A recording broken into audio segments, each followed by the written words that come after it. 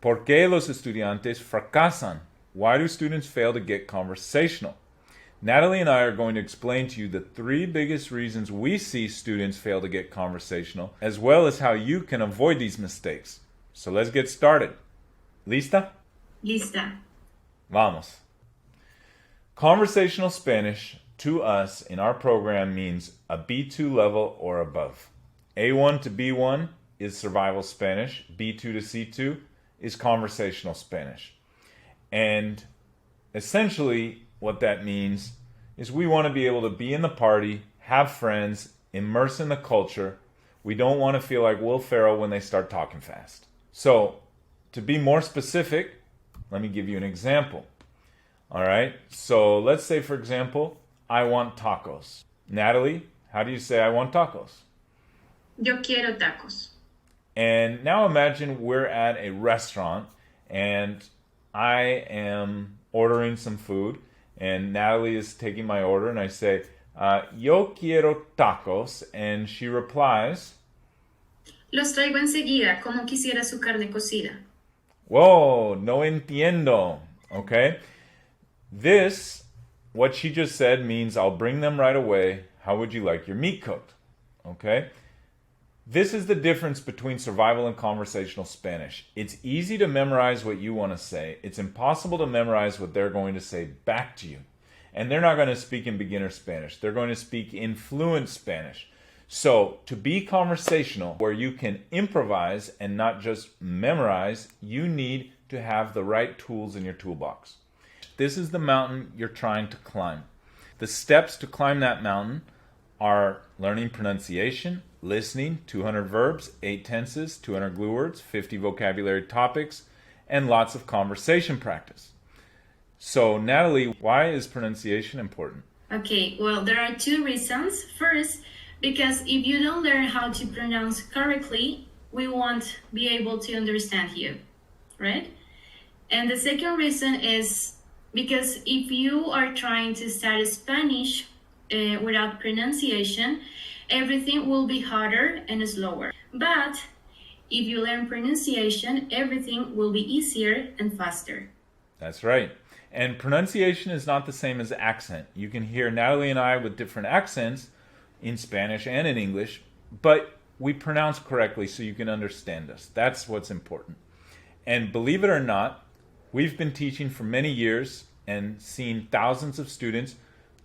Very few students ever learn pronunciation, no matter how many years of schooling or tutoring or classes they've taken. So, in our program, we're going to teach you pronunciation.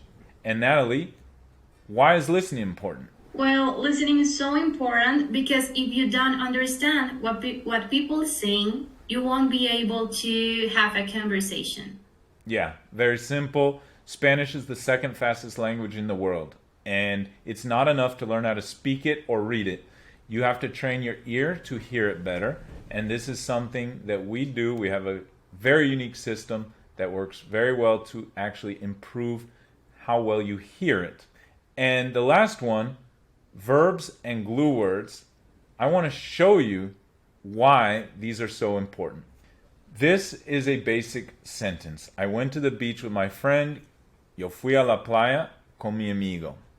All right? Every sentence in Spanish has 3 parts. The verbs, the glue words, and the vocabulary, which I call the nouns and adjectives.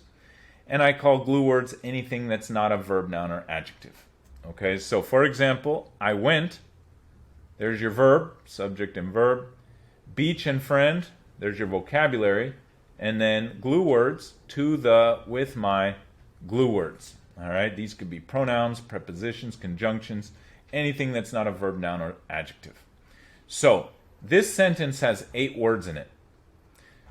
2 of them are vocabulary, beach and friend. 6 of them are not. That means 80% of conversational Spanish is verbs and glue words. When you're in the streets, listening to people speak and it sounds like blah, blah, blah, blah, blah, 80% of what you're hearing, verbs and glue words. But what do most students learn? Lots of vocabulary. Teléfono, lápiz, cabeza, cerveza, tacos, agua, right? This is what I call learning caveman Spanish. Beach, nice. Friend, good. Food, delicious. That's caveman Spanish. And if you only learn that and not enough verbs and glue words and not enough verb tenses, you will be able to survive, but you won't be able to converse, because native speakers are going to converse with you with all those verbs, with all those glue words, and all those verb tenses, not just the present tense. So if you don't know at least 8 verb tenses, like I went, I will go, I have gone, I am going, these are all different verb tenses. If you don't learn these, that's 80% of Spanish, and you won't be conversational. So if you want to learn how you can get conversational this year, book a call, and we'll show you exactly what you need to get up this mountain. So to book a call, you go to our website, fcsprogram.com.